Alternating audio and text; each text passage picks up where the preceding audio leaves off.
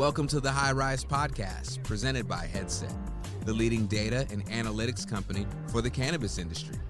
Emily, today it's time to talk crab cakes and cannabis.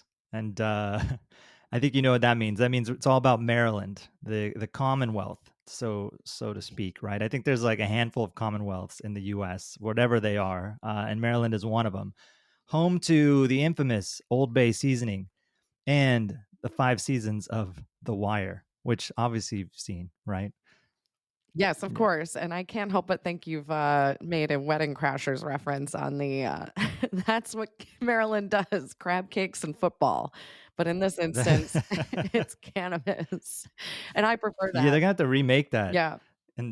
And change that to add cannabis in there. Yeah, exactly. There's actually a brand, Crab Cakes and Cannabis. And their tagline I saw is sometimes broiled, always baked.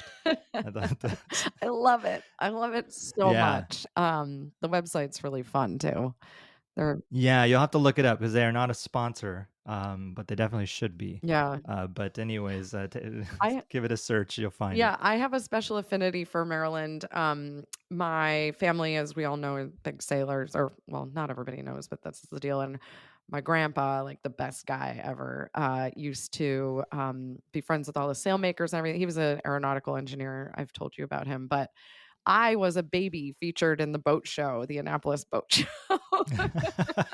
And apparently it was like the main attraction for the one. They like put me in this like little, car seat on the boat. This is the 80s, everybody, a long time ago. But I was a little famous Maryland boat show baby for a minute.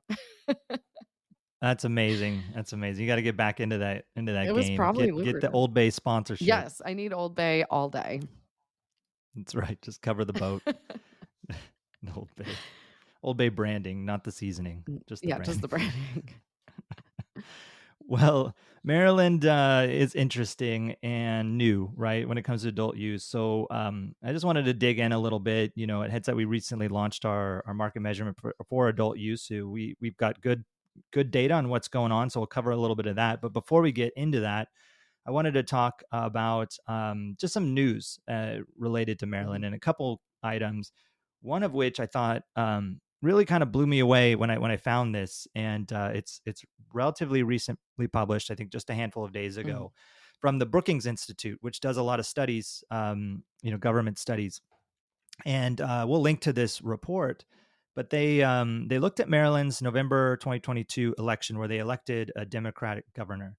And they kind of identified this unexpected trend related to party lines and how things are voted on, particularly with respect to legalizing cannabis. And so the short of it is that Republican areas in Maryland, the areas that did not vote for the governor, the Democrat candidate governor, actually had a significant number of voters that supported legalization. So you had people on the red side voting against the governor who actually won because I think some of the blue areas, were maybe more populated, that story. But they voted against the governor that came in, but they voted for legalization.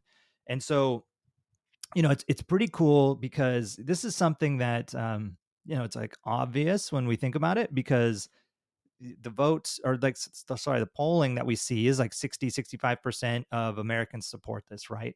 And, that 65% of Americans are not blue, right? Mm-hmm. They're not Democrats, right? So it's like, well, that other group, needs to come in and support it. And this is actually showing the data that not just a poll that says, yeah, we would support it, but actually like the voting data shows that that this is actually the case, right? That they are voting for it. So it kind of starts to blur the lines, right? Where Republicans are so anti or generally anti, right? I know there's some exceptions for different reasons, but it's not something that they're like campaigning on or like Schumer talking about incessantly while not doing much about it, but talking about it all the time. The Republicans aren't, right? But their voters care about this and their voters want this.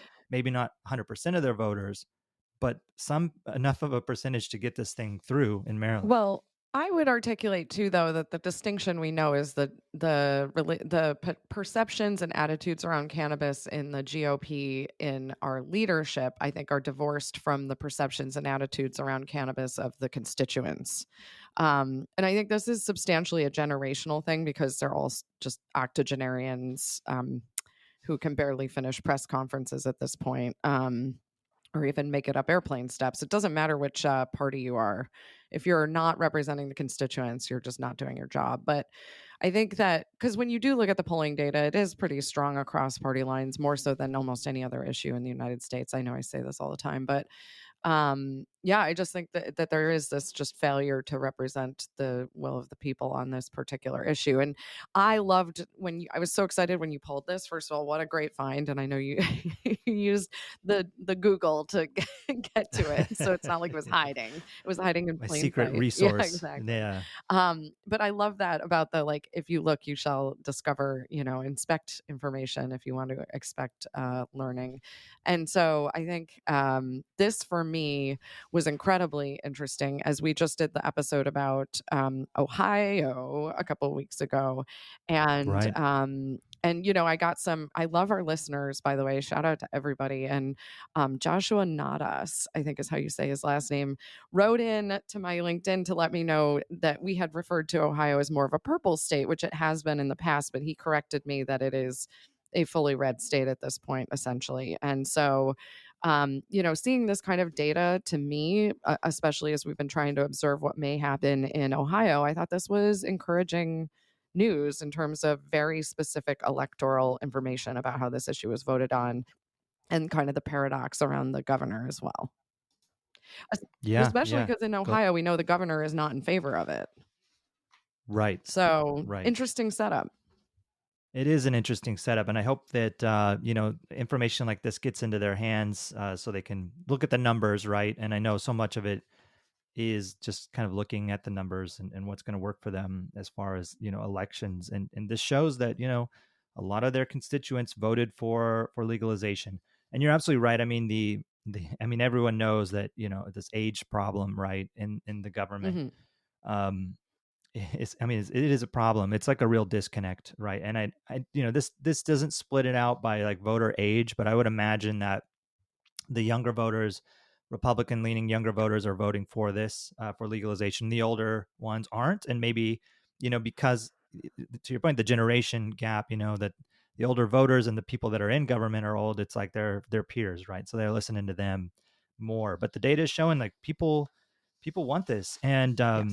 Brookings in the article pointed out that these things can transcend traditional affiliations and challenge expected norms, and it doesn't totally fit in a neat little box. Like cannabis legalization is a democratic push, right, from the liberal side. It's like, no, actually, that is not the case. And again, we've known this from polling data, but to see it in a vote come out like this is critical. And they said in this article that if there was a way to do some sort of national vote, like at the federal level, right, we can't directly vote on these things. We can't go and say, should we deschedule cannabis? Let's run a vote, right? Like you can at the state level. We're dependent on our senators and our Congress people to do this, and they're not, right? But if they did, if we were able to run a vote like direct democracy, they have they're saying basically this would pass, right? Yeah, and I think that that is something. Just having been involved in policy work for 10 years almost, the reasons that people support cannabis legalization or reform are so different. There's, of course, the criminal justice angles, which does tend to lend to itself to the more left leaning progressive side, and then there's the kind of state rights, smaller government kind of keep your hands out of our business, libertarian, or even kind of sometimes that skews to a right more issue. And then there's like the middle part where it's like, our veterans benefit from this, which covers a wide range of folks who are in support of veterans. I myself am a huge supporter of veterans because I feel like we should really do a better job of taking care of the folks who fight to preserve our freedom and way of life. And I also think that there's the other economic drivers which can skew actually a little right, which is like jobs, tax revenue, all these things that we can do as an industry. So it is a complex issue, and it's not what it used to be, which is just the devil's lettuce and reefer madness, and then kind of sitting in the religiosity of different party lines, which is where a lot of the other issues still sit that are quite polarizing. But this is I'm glad that the nuance and complexities of this issue are actually driving different interests in different cohorts. Yeah, and when we were talking about Ohio and the upcoming vote this year and the abortion rights issue that's going to get voted on as well, I did do a little research um, on party affiliation and like metrics from Ohio. Like, what are people saying? You know, are they voting Democrat? Are they voting Republican? And apparently, Ohio doesn't report on party affiliation, and so. I couldn't get that information, which I don't know, if, with Maryland, obviously they were able to correlate this back to Republican voters, Democratic registered voters. I don't know if in Ohio, if that's going to be possible. And, if you're listening and you're familiar with Ohio legislation, like definitely write in and let us know. But given that election is only, a handful of months away here, it would be really cool to see if the same thing happens in a now predominantly red state like Ohio, to see how, the voters. We'll know the top line numbers, right?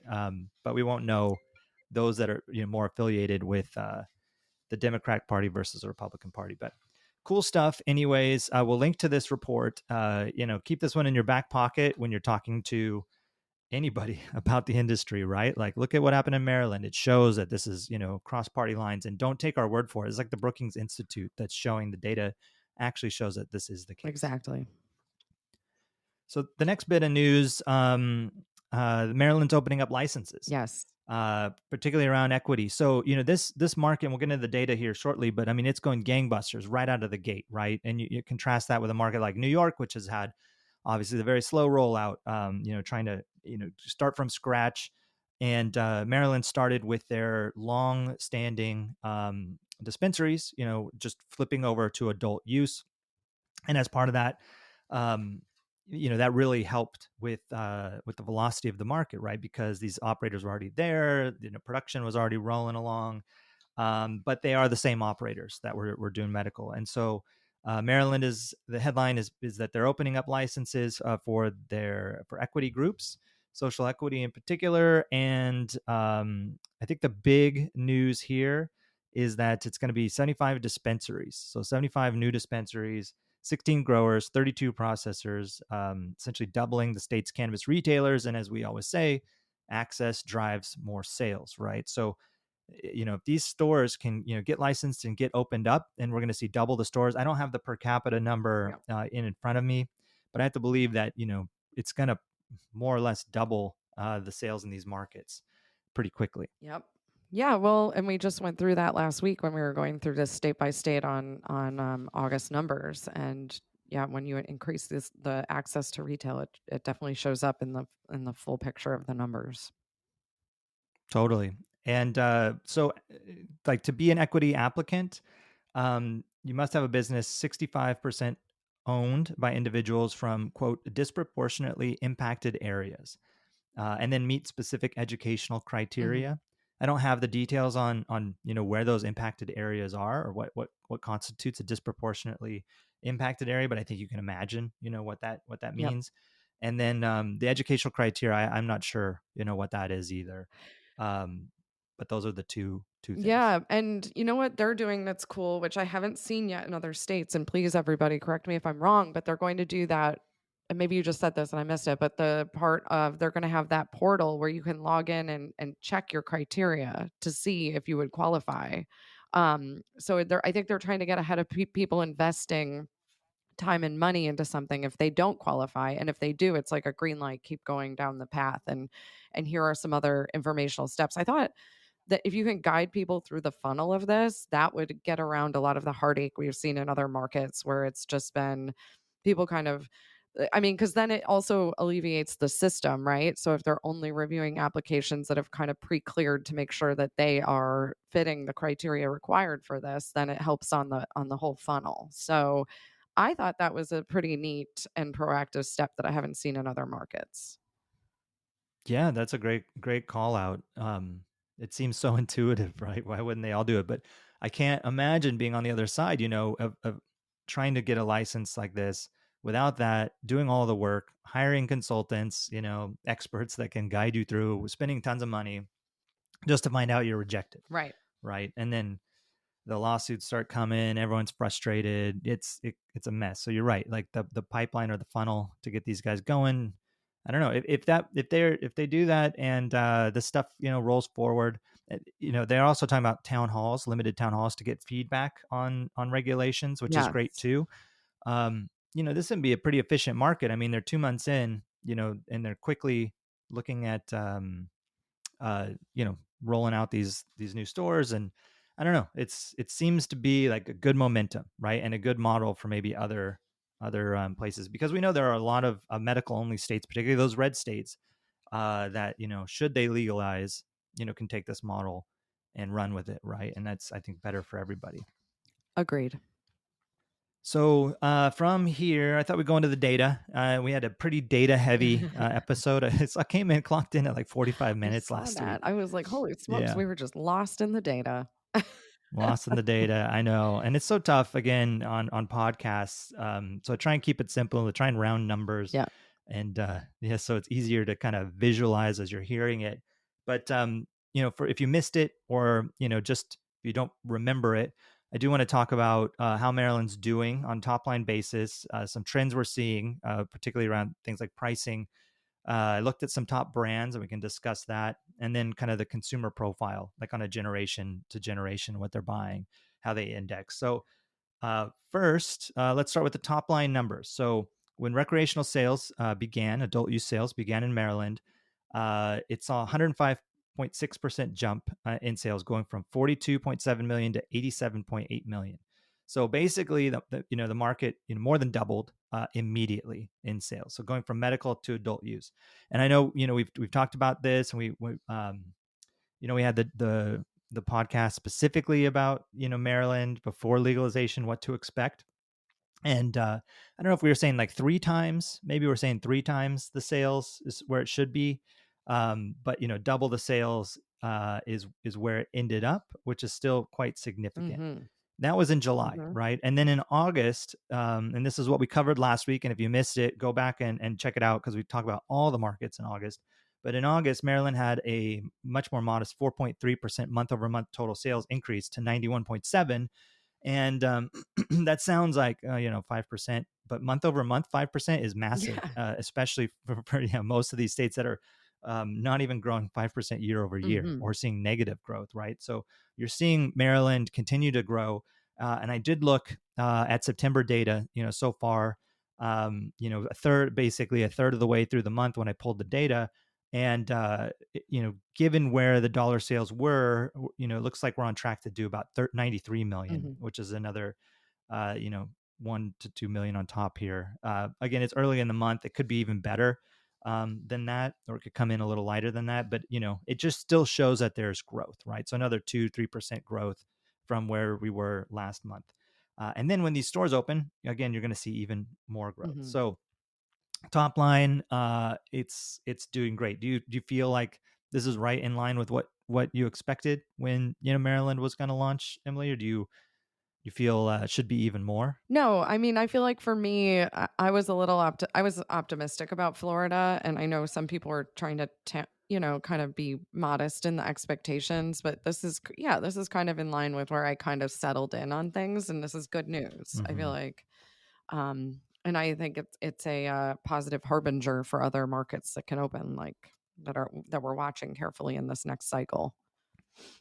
That's right. In Florida, yeah, you're right. It's August over year per the last episode. I mean, they're still growing, right? And they're growing faster than patient counts. Yeah. And the top line number is growing faster than they can discount, which is, they're trying to discount it so much to keep that growth flat. It looks like, not literally, No. that's not why they're doing it, but it, if you take out that discounting, that 40% discounting, the sales continue to climb. Well, so yeah, and I market just like feel like that Florida. market is an interesting market on the dynamic side, but I think that it remains to be seen what'll happen with the politics there. But I think that if the consumer base continues to go on this trend, and I think the pricing and the promotional activity is, while the operators are trying to settle into where they need to be on production capacity, et cetera, to really fulfill the vertical. And I think that if they can get that sorted out, the the long and always important supply demand curve can be the thing that changes here. But I know a lot of the promotional activity is like the desire to get people in the doors, but we all know that's a race to the bottom. So we're hoping to see more thoughtful approaches to loyalty, such as quality of product, brand affinity, the things that happen in other categories. Right. So, that'd be, Florida. I don't have the numbers in front of me, but if it was like a Maryland, I mean, at least double the sales right Mhm. out of the gate. Which is, if they were to flip the medical to adult use, if not more, but just looking at Maryland doubling, we can expect other markets like Florida to double. Yeah. I mean, But price, I'll go just ahead. say Florida's a little different because it is such a massive tourist destination. And so there is like that component to it. So we could probably look more at like a Vegas and some of those aspects of it and some of the ways, the categories that go first on it. But then I think that there, I mean, depending on when and how long it takes to get this program going from an adult use standpoint, we could also potentially look at, well, California, as long as Florida keeps the doors open, that'll be different. But California was so substantially medical for so long with so many patients having access that the lift wasn't as great, but we also had an access issue in terms of not getting enough doors open into the legal market. So it cuts all different ways. So it'll come down to the details. Yeah, and it is every market's different. I mean, if we're looking at Maryland with roughly 80 dispensaries, Mhm. Florida. I mean, I don't know on a population basis the ratio there, and yeah, this is very back of the napkin math. Mhm. You could argue, well, Maryland has all these government employees, like we had talked about, that didn't want to be in the medical program, but now can go to adult use, and they're surrounded by some markets that don't have as much access. Well, you could argue, I guess, the same thing with Florida too, in the South there. So there's so much nuance to it, and yeah, it's not that we're saying Florida's going to look exactly like Maryland, or should Ohio flip, it'll look exactly like Maryland. There's so many points of nuance to this stuff, but always just kind of interesting to use it Mhm. as a guide, right? Like if Florida went adult use and they said, well, we're going to follow New York's path and we're going to start over and we're going to keep everybody else in the medical outside of adult use, right? um, it would grow much slower, but I think it's going to look more like a Maryland. So one thing that you did call out was pricing Mhm. and discounting. The difference here is that pricing is going up, where in Florida pricing is going down. But going to adult use, the average item price across all categories on average went up 25%. Mhm. That's pretty wild. So sales doubled, but that's driven in some part by just higher average item price. Um, the nuance here was that the average item price going up was driven primarily by flower, vapor pen, and pre roll. Everything else was pretty much flat or down. I Mhm. think I think like tinctures might be up too, but Low base. that's such like it's like so Low small, base. right? Yeah, it's Exactly. easy to move up and There's down when it's so tiny. Yeah, so I'm not even really including them. So Mhm. flower, vapor pens, and pre-roll. Flower though actually went up 40% Look at that. to an average price of almost $42 in August versus it low in like April Yeah. of this year under medical. So that just shows you that I don't know, the supply and demand, people coming in, people are buying it, obviously. I don't know how that's gonna, how long that's gonna go on. If any, you look at Michigan and these other markets, or every market, frankly, it's just price pressure, right? More stores are gonna open up, you're gonna get that price pressure. But right now it's great, they lift the base up, and I'm sure it's gonna get pushed down quite a bit over time. But Mhm. right now, it's good to see, that they're holding some good prices there. Yeah, I wonder too as we see this even out as the markets open. Because remember when we were looking before the market opened, the like 2 days before it opened, there was a massive spike on the medical sales. Right. And so I wonder, like, what people worked through inventory on that, and now like we're gonna see some normalizing on market trends. I don't know. What do you think about that? I mean, who knows? We'll see what happens. But that Yeah, flower yeah. I jump mean, is just so big off of a already substantial size of the category. yeah, I think it's just really early, so these things swing pretty hard, but it's good to see I mean, these operators are doing well. Maybe for the consumer, price is high, but yeah, supply demand. I'm not sure. I'm not in Maryland where there could be shortages or things are just Yeah, we do know that. tighter on that stuff. Mhm, mhm. Yeah, so who knows? But that's kind of where it's sitting right now. But I get the point I think I want to make is that it certainly won't last Yep. forever, right? We're not going to see these high No. prices last forever. But right now, that's where they're at. And I want to talk about brands. So pulled the top brand list, and we talked about this last week, at least some of these brands. Um, but the top of the charts here, we've got SunMed, Curio Wellness, District Cannabis, Strain, gLeaf, and Grow West Cannabis Mhm. in the headset data. And I want to talk about SunMed on the Yeah. top. So SunMed is a fascinating story. And first off, I mean, they were doing in June in the medical days, they're doing about $3 million in sales. In August, they did over $10 million in sales, just over, right? So roughly 10 million. And I mean, that's great, right? 3 times the sales growth. So they're outpacing the growth of the market, right? The market doubled. Right. They would have doubled, right? If they were right in line with the market, they would have gone from 3 million to 6 million. Instead, they went from 3 million to 10 million. So they're doing really well. And I wanted to look into what makes them tick, and it's a pretty fascinating story here. Um, and it is a long time uh, Dutch family. So the Van Wingergardens or Wingerden. Wingergardens, Wingerden.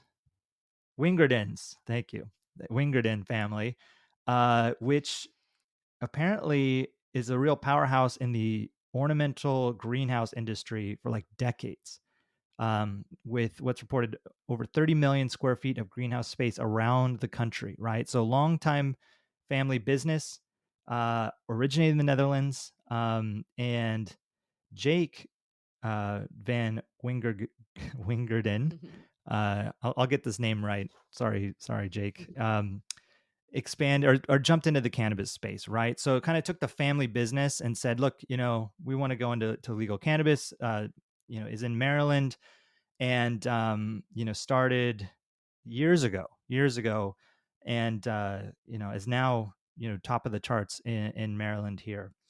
There was an article, and we'll link to this article from some years back where they covered the company, and he describes cannabis in the article as the most aggressive plant he's ever grown, which is crazy, because I'm sure they've got a lot of experience, right, as a family here. Yes. And to say it's the most aggressive, it says more of everything, more light, more CO2, more fertilizer, more everything, more than you could ever imagine, is quoted as saying.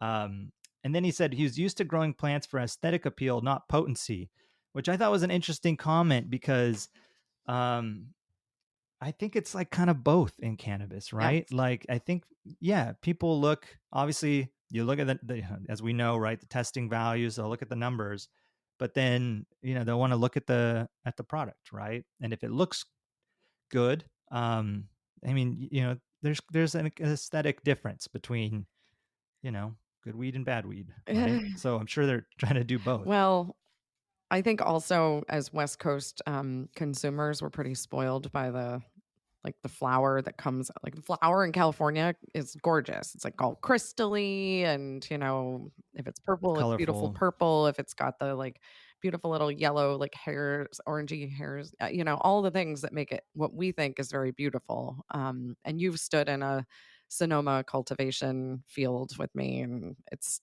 amazing. But I think that I don't know if the East Coast has fully gotten there in terms of the stunning, well, some parts, but yeah. And I don't know the shopping experience in Maryland Yeah. for adult use, and I'm sure it varies. But like places like Illinois, where the stuff is like locked up in a safe room Right. in the back, with security detail, and you're like, I would like to buy 1 gram of cannabis, please, and they're like, okay, and they go to the back and they bring it out, and you never really see it till you're like out of the store, Right. right? So I could see how like aesthetics don't matter in that situation, but like the old medical in like California and adult use in a lot of places, you see the product, Mhm. right? And you shop on the aesthetics as much as you do on the testing Oh, results. yeah. And I'm sure that, yeah, this article some years ago, maybe that, they do think about aesthetics a bit more. But the good news for them is like, if they were to, I mean, they come from ornamental greenhouse, right? Ornamental plants. So like, I'm sure they can dial in the aesthetic to look great, just as good as the potency here. But I thought that was a really cool story. I love those narratives, and in that article, it's the classic. The family is like, "What are you doing? You're crazy, right?" And now the family is like, "Hey, when the state that we're operating in legalizes, you got to help us get into the space, right? You're way ahead of the curve, as it goes, right?" So just more people pushing other people into the category, especially experts like this. And the whole expert growers out there, everyone's an expert, but when you have a family with decades of legacy coming out of the Netherlands, I mean, that's 30 million square feet of traditional Yeah. greenhouse. They're probably pretty much These experts. are very high tech and bespoke operations too. It's pretty impressive when if you ever go in and look at videos of what they are doing over there. It's amazing. So I definitely want to see what Well, they're bringing out of SunMed, but clearly it's working because the market is responding. exactly. I was thinking the same thing. Might be worth reaching out. See if we can get a look. Yeah. So those are the brands. And we do publish top bestsellers. So you can see product bestsellers on our website at no cost. But those are just individual products, not brands. Just top selling flower products. Sometimes those aren't the top brand, right? Because it's like a one-off product. But you can get a sense of what's performing there. But Mhm. I wanted to close out, all this data with the generation spend, and Yes. what are people actually buying by kind of age group. And I think there were some interesting, I don't know, kind of takeaways from the data. So first, I'll say, kind of starting from Gen Z through millennials, Gen X to baby boomers. Starting with Gen Z, and let's talk about beverage here. Mhm. Gen Z is extremely under indexed on beverage. Um, in our numbers, like 100, meaning that they're buying the same amount as other generations, they come in at 57. And on the other side of that spectrum, you've got the baby boomers at 128 and Gen X at 128. So they're Right. buying more than the other category, or than the other generations, right? So those Gen X and the boomers are kind of the buyers of beverage right now in Maryland, and millennials are somewhere in between. Mhm. So kind of going from 57, 91 for millennials, 128 for Gen X, 128 for boomers. So you can imagine, and in our visuals, it's like red for Yeah. Gen Z, all the way to green for boomers. And the vapor pen thing, like, what you're always saying about Gen Z and vapor pens, that's, I think, pretty interesting. Maybe you can hit on that one. Yeah, I mean, I have there's actually a clip of me talking about this at Benzinga in Miami in April about how um, I find it so interesting that my little cannabis native generation, as I like to call them, they were the first generation where the largest category that they're buying is vapor over flower. It's always been flower, and so this was big. And I always talk about it too as a backswing to the other side of vapor hysteria that occurred a few years ago, which we all know was misdirected from illicit market products. But um, I just think this is just so interesting to me that this category, I mean, that it's definitely hitting their sweet spot. And I thought it was interesting that it's hitting them more than, for example, like beverage, because I thought kind of coming up with this that beverage might be of interest, but the vapor pen, I think maybe it's like younger demo on the run, on the move, and vapor pens just fit into their lives wherever they're going. And it's a nice discrete form factor. I would love to dig in further on this, but I was amazed by how this was indexing on that generation. It's like the inverse of It really beverage, right? is. So yeah, Gen Z is at 137 on vapor pen, and baby boomers are at 66. So you don't really see Yeah. boomers vaping so much, just in general. And so Okay, it's just a boomer. flip of beverage.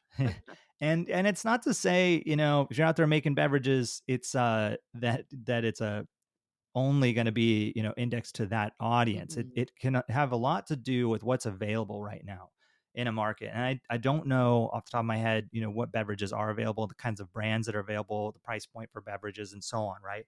I mean, there's a lot of nuance to this, and a lot of it has to do with what is actually available in the market. So this can change as the market matures and we see more brands coming in, more innovation, more marketing towards, younger audience. We may see that kind of climb up. Yeah. I mean, if you look too at the boomers versus the like the Gen Z and millennials and X, it's like they clearly like to eat or drink their cannabis or swallow it.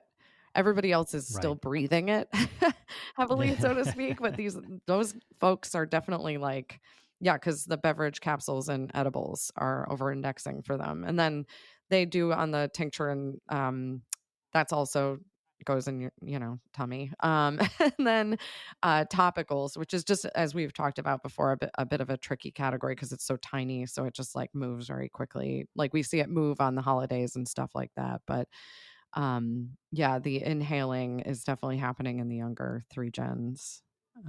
Yeah, and this is just the index by category. It doesn't mean that Gen X isn't buying flower. No, it's just kind of relativity, right? Exactly.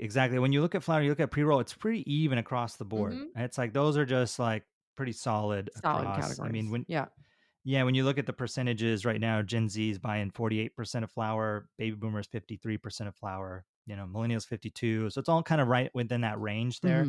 But yeah, as far as indexing in category, you're absolutely right. Gen X and up, it's like they like to swallow their cannabis or put it on themselves. We're creating new ways to talk about categories here. It's just a funny visual. To swallow it or put it on. I'm just like, I mean, anyway. Anyways. Yes.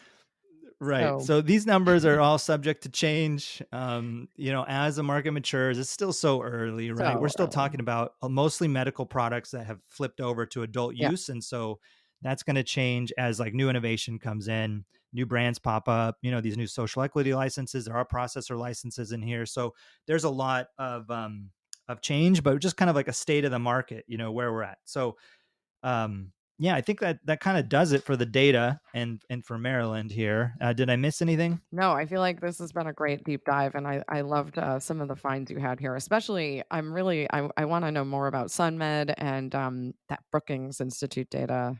Really, that think tank really does a thorough job. So good stuff all the way around. Yeah, we got to make a lot of noise about that. I feel like Same. I was surprised. I just found it and it didn't get pushed to me. It was just doing some research on Maryland. And just, I mean, actually, to loop it back to something incredibly topical, is today all over Marijuana Moment is our call outs about GOP senators and Congress people calling into question this scheduling thing.